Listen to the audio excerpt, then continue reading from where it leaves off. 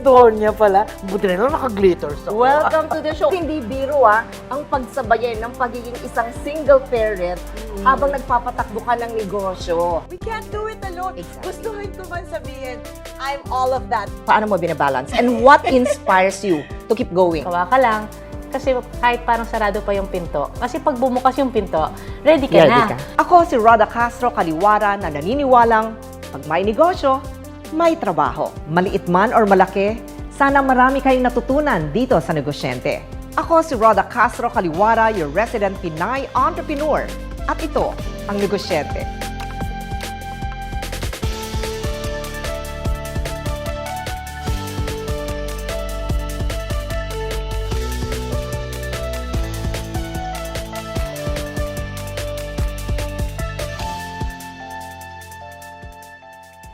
Negosyente has always believed na pag may negosyo, may trabaho. And that will always be true. Pero ngayon, we're asking a bigger question. What kind of life are we building through this work? Welcome to Negosyente. My name is Rhoda Kaliwara. And I'm Ryan Alimon. And this is Beyond Business by Negosyente. There. Okay. So So- marami tayong pag-uusapan. Alam mo, Ryan, ang daming nagtatanong sa akin kung nag-retire na nga ba Yeah. ang Negosyente. And meron tayong mga viewers before nung show natin na Negosyente. Saan na nga ba po napunta? Well, alam mo, kung minsan dumadating yung time na talagang kailangan nating mag-pause and listen. Okay, may mga seasons ang buhay, di ba? When life changes, life evolves, nag-shift din yung mga priorities. din Anong priorities nyo nag-shift? Ang dami. Kasi may mga organizations ako ngayon na kailangan talaga na nandun ako full-time. Okay. In fact, sa negosyo, 10% na lang yung na-i-spend ko na time Talaga? ko sa negosyo. Ano Oo. yun? Ano yung mga ginagawa More nyo on naman? advocacy. Okay. Like what? Women empowerment, Okay. economic empowerment, hindi Okay. lang empowerment ng mga kababaihan, kundi women empowerment, And that- economic empowerment. And that takes up your time kasi... Yeah, ang daming mga programs, projects na Mm-hmm. kailangan naming isulong, including mga policies na kailangan din naming i-shape Mm-hmm. sa tulong na rin sa ating gobyerno. Pero basically ang focus is women economic empowerment. Okay. That's the advocacy. And I think, like what you're saying now, yan din yung focus ng Negosyente for the past 5 years. Exactly, kung paano magpalago ng negosyo. Exactly, and- But this time, Yeah. sa ating pagbabalik ng negosyente, it's more than pagninegosyo. Yeah. Beyond business tayo. It's about the lives of people. Exactly. Kasi before, di ba, we were so focused sa pag-build ng mga negosyo. Di ba, ang dami nating guests, giving Yes. tips Yes. on how to grow their business. But this time, iba na. Ang dami palang facets ng buhay na mas importante rin. Yeah. And speaking of life, this episode, in the future episodes, we'll be talking about mga iba-ibang kwento rin ng mga iba-ibang tao. Yes. Pero for now, Yes. as our first comeback episode, and in podcast format, we'll talk about you. Okay lang ba? Pwede naman. At saka syempre ikaw. Ako wala Kailangan masyado. ka nilang makilala, syempre. Pero I'm ano, here what? to moderate and ask you questions. But if there's one thing that I realized during sa hiatus ng negosyente, yung ang success pala is hindi lang about money. It's about life's meaning. Wow. Yeah. Malalim yun Kasi a lot of us, a lot of the people in my age group feel like success is all about money or doing what you like to do. Pero pwede ba yun both? Practicality and provision. Siyempre, oo. And, kaya nga itong podcast na to, malaking bagay to para sa mga, lalo na sa mga kabataan. Dahil pag-uusapan natin ang career, pag-uusapan natin ang mga fears, relationships, Yeah. ano pa, priorities. Yeah. Ang dami nating pag-uusapan. And we'll talk about some benefits of doing businesses. Yes, of course. What is the difference of being an employee and being a business person? Mga pros and cons of both. Yes. At ang dami pa. Ang Yeah. dami pwede nating pag-usapan kaya sa mga succeeding episodes natin. Magkakaroon din syempre tayo ng mga guests. May mga guest tayo dyan. So abangan niyo yan Yes. kasi marami nang nakalista si Rhoda na names. At kung may mga nanonood sa episode na to, sana kung may mga gusto kayong mga topics na pwede nating pag-usapan, feel free to reach out sa amin dito sa Negosyente or Beyond Business by Negosyente. Yes. So yan yung podcast format ng ating show. Na hindi natin alam, baka naman in the future, bumalik ulit tayo sa programming natin na parang ganun. Pero hindi tayo lalayo syempre sa pagninegosyo. Kasi alam mo naman, di ba, pag may negosyo, may trabaho. At pag may trabaho, may kwento. Exactly. So, ano ang kwento mo, Roda? Ako kasi alam ko na medyo matagal na kita kilala. Hindi ka dati negosyante. Hindi. Ano Oo. ka nagsimula? Pero syempre, nangarap ako na maging negosyante. Ah, talaga? Of course. Oo. Okay. Pero hindi kagad ako nagnegosyo. Okay. Ang haba ng pinagdaanan ko, yung journey na tinatawag, ang haba-haba noon. Yeah. Oo. Nag-employ ako for matagal din 10 years or 11 years. Parang ganun. Matagal din. Matagal Pero din. from the start, ang gusto mo na talaga magnegosyo. Yun ang ultimate goal ko sa buhay, magnegosyo. Pero noon, iba yung priorities ko.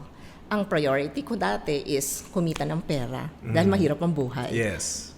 By the way, galing ako ng probinsya, galing ako ng Pangasinan. Probinsya na to. Wow. Until, sabi ko nga, pinangako ko sa sarili ko, by the grace of God, syempre, na gagalingan ko at gusto kong kumita ng pera. Gusto ko maging financially independent, magkaroon ng financial freedom. Pero alam mo, si God babaguhin din pala yung mga reasons mo. Hanggang sa, yun nga, sabi ko, pag may negosyo pala, maraming pwedeng magkaroon ng trabaho. Like for example, Ryan, sa isang magkaroon lang na trabaho na isang tao, pwedeng pakainin na niyang 4 na bibig. Yeah. Di ba? It's a whole family talaga. Exactly. Kaya ang negosyante noon talaga nag-focus sa usapang negosyo. Dahil yun talaga yung gusto kong mangyari. Yeah. Job creation, job generation. Yeah. Has it always been in your parang family line? Negosyante ba yung magulang nyo? Negosyante ba yung pamilya nyo? Bakit negosyo? Not at all. Okay. Walang negosyante sa pamilya namin. Okay. Oo. Siguro yung lolo ko noon, oo. Pero sa father ko, mother ko, mga kapatid ko, wala. Kasi ako, I think I've told you this before, no? Ako personally, meron akong fear of going into business. Kasi parang feeling ko pwede malugi or mawawalan ako ng pera or maybe siguro hindi ko lang alam paano magsimula. That's why it's always wise to start small. Kasi ganun din ako. Na, syempre, very limited yung puhunan mo, right? So kapag nilagay mo pa yan sa negosyo, pwede mawala anytime. Dahil walang kasiguraduhan ng pagnenegosyo. So, I started small. Okay. And dun kayo natuto on how to manage big businesses eventually in the future. Yes, that's right. Okay. Always So how start small was it? I started with 69,000 Wow. pesos. Although in that time, which is what, 20 years ago? 32 years ago. 32 years diba? na ang Exigen. Ang Exigen has been 32 existing for 32 That is years. huge, 60 at least. Yeah, In a way, 69,000. okay. Pero hindi, maliit pa rin yun. Pero saan siya na-invest? Yun, sa pagbili ng mga furniture, pagbigay ng rental fees. So, doon napunta yung 69,000. Pero yung pangsweldo sa mga tao, hindi pa kasama doon. Wow. So, every now and then, naglo-loan ako. Doon Okay. nag-start. Okay. Hanggang sa 10 years after, Yeah. I decided to quit sa job ko and then go full-time. So you were still working for 10 years. So sabi nyo nga, no, you were working in your previous job for about 10 to 12 years. Yes, that's right. Tapos you were working for 10 years while starting the business. Sabay, No, napagsabay during. nyo. Yeah, during. Yeah. While employed, sabi ko, it's about time to start. Kasi nagbigay ako ng, parang ano ba sa sarili ko na at the age of 25 or 30 ata noon, dapat meron na ako negosyo. Okay. So, while employed, nag-umpisa na ako. Plus, kailangan ko yun kailangan ko na mag-salary loan para may pangsweldo ako sa mga tao during that time. And what kind of business did you start? Service contracting. We call it today service contracting, pero noon, manpower agency. So, yun ang inumpisan ko dahil yun ang kabisado ko. Ang nakita ko noon is itong negosyo na to, itong industry na to is thriving. Kasi Okay. konti pa lang noon ng mga manpower agencies. Okay. So that's part of it. When I think of a business, titignan ko rin kung ano yung mga nagta-thrive. Yes. Okay. At saka kung ano yung alam mo rin. Somehow. As I said, we were dealing with doing business with manpower agencies before. So nakikita ko yung galaw, It was nakikita ko part yung of your sistema. employment. Yes, that's Okay. right. Okay. So nakakuha ko ng idea. Okay. So importante yun na aspect. Yeah. When you want to start a business, kailangan medyo alam mo naman, syempre, yung pinapasukan mo. Meron kang idea. Hindi lang yung pasok ka ng pasok dahil gusto mo lang. Oo. Or kahit may pera ka pa. Yeah. Kasi ang pera madaling manlusaw, And pag sinabi mong nalusaw, anong ibig sabihin nun? Nangyari ba yun sa... Yes. Kahit na ilang years na ako sa pagninegosyo, meron akong mga pinasukan na hindi ko talaga kabisado. So, ang nangyari, syempre, of course, nawala. And, well, I learned lessons. Yeah. Expensive lessons. Okay. Pero at least, alam ko na ngayon. Well, sabi ko nga, marami kang pwedeng matutunan. At magiging babala na rin sa'yo when you go into another endeavor or another venturous or mag-venture out sa another negosyo. So I think what I'm hearing now is part siya ng pagnenegosyo. Part siya ng pag-grow mo as a person. Part siya ng pag-grow mo. So charge to growth na lang siya Yes, talaga. expensive nga lang. Most of the time, expensive. Kasi medyo nakaka-trauma rin yan Yes. sa ibang mga tao na parang ay naubos lahat ng pera ko dun sa dati kong negosyo. So ngayon, tapos may mga kilala din ako na negosyante sila.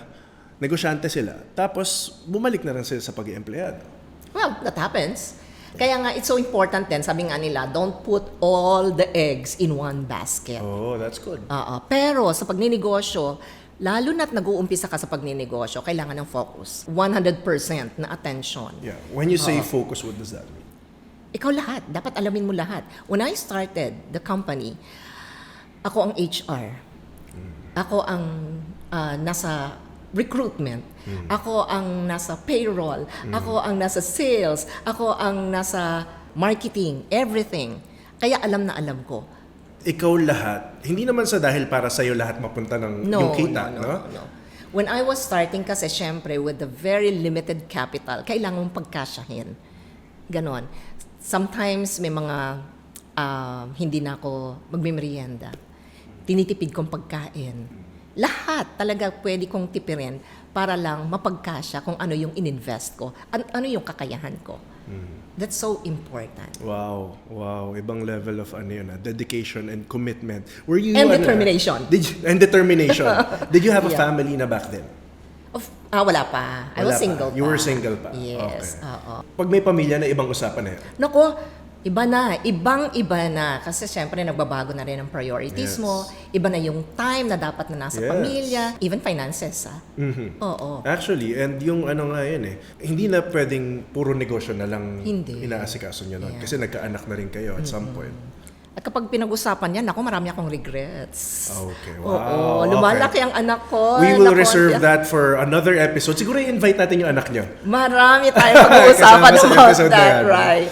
Oo. Pero, syempre, marami silang aabangan. Yes, Oo. yes. So, we'll learn more about your life, about people's lives, and yan ang focus ng ating bagong format na podcast na to. But I have a few questions before we end. Okay. Okay, so before we end, I have a couple of statements. I just want your quick thoughts on it. Mahirap magnegosyo. Mahirap. Pero, very fulfilling. Okay. Mahirap dahil, syempre, wala ka ng fixed income. That's one. Second is, walang weekend, walang bakasyon. 24 hours, 7 days a week.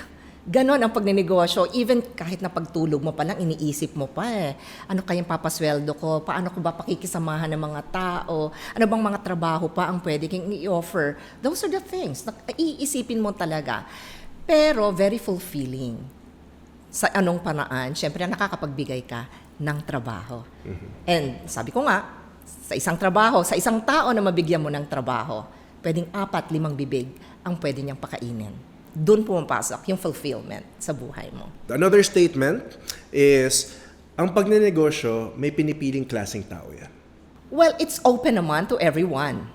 Kung passion mo talaga ang pagninegosyo, why not? It's open to everyone. Walang pinipili yan. But then, naniniwala pa rin ako talaga sa tinatawag na calling.